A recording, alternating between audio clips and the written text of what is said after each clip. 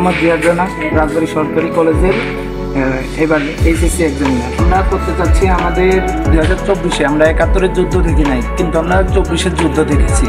এখন আমাদের পরবর্তী প্রজন্ম যাতে জানতে পারে আমাদের 24-এ কী হয়েছে, আমরা সেই স্মৃতিচারণে আমরা কলেজে কিছু আর্ট বা গ্রাফিটির কাজ করে যাচ্ছি। আপনারা তো স্টুডেন্ট, আসলে এই বিষয়ে অর্থায়ন কোথা থেকে বা অর্থায়ন এখন ধরেন আমি জিহাদ, তারপরে নাবিল আছে, নাহিদ আছে, ঐশী আছে, তারপরে আনিকা আছে, সিনথিয়া আছে। আমরা এই 6-7জন সিনিয়র মিলে আমরা এই উদ্যোগটা নিই। উদ্যোগটা নেওয়ার শুরুতে তো আমাদের কিছু অর্থায়ন লাগবে, সেটা আমরা নিজেদের মধ্যেই মানে অর্থায়নটা করি, ভাগাভাগি করি, মানে যেভাবে দিয়ে আমরা কাজটা শুরু করলে আমাদের কলেজ থেকে আমাদের কাজটা দেখে তারা খুশি হয়ে তাদেরকে জানাইছি, তারা আমাদেরকে কিছু অর্থায়ন দিছে। সেই অর্থায়নটা দিয়ে আমরা আপাতত কাজ করতেছি। কতদিন আজ আমরা প্রায় 5-7 দিন ধরে কাজ করতেছি। যদি আরও কাজ করা লাগে আমরা করে যাব, তবে আমাদের পরীক্ষার ডেট দিয়ে দিছে, আর বেশি দিন না, 10-12 দিন মতো কাজটা আমরা চালিয়ে যাবো। মধ্যে এটা দেখলেই এক নজর দেখলেই বুঝে যাবে যে এটা কোন কারণে কোন উদ্দেশ্যে যে পেন্টিংটা দেখতেছেন। আমাদের মানে না জাতির ধর্ম, মুসলমান, খ্রিস্টান, বৌদ্ধ, হিন্দু, আদিবাসী, এদের মধ্যে যেন কোনো বৈষম্য তৈরি না হয়। বাংলাদেশ পাতাছেড়া নিষেধ, মানে এটা পাতাছেড়া নিষেধ মানে বাংলাদেশে সব জাতিকে সমানভাবে প্রাধান্য দেওয়া হবে।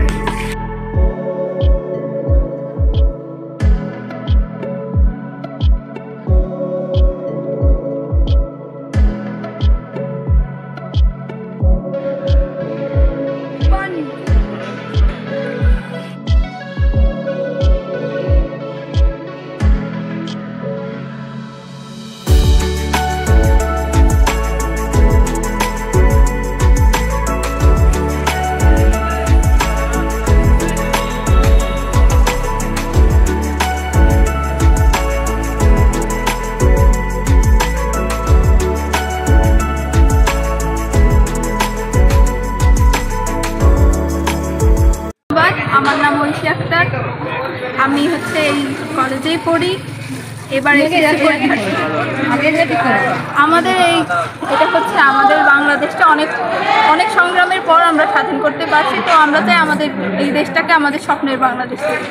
এটা হচ্ছে প্রথমে আমরা কয়েকজন ফ্রেন্ড এবং আমাদের কলেজের যে জুনিয়ররা আছে, তারপর সিনিয়র আপু আছে, তাদের কাছ থেকে প্রথমে মতামত নিই যে এটা করা যায় কিনা। তারপরে আমরা নিজেদের উদ্যোগে শুরু করি। পরে আমরা যখন আর মানে অর্থায়নের দিক দিয়ে আমরা যখন আর পারতেছিলাম না, তখন আমাদের ম্যামকে বলি যে ম্যাম আমাদেরকে সাহায্য করুন। তখন আমাদের ম্যাম আমাদের কাছে এগিয়ে আসে।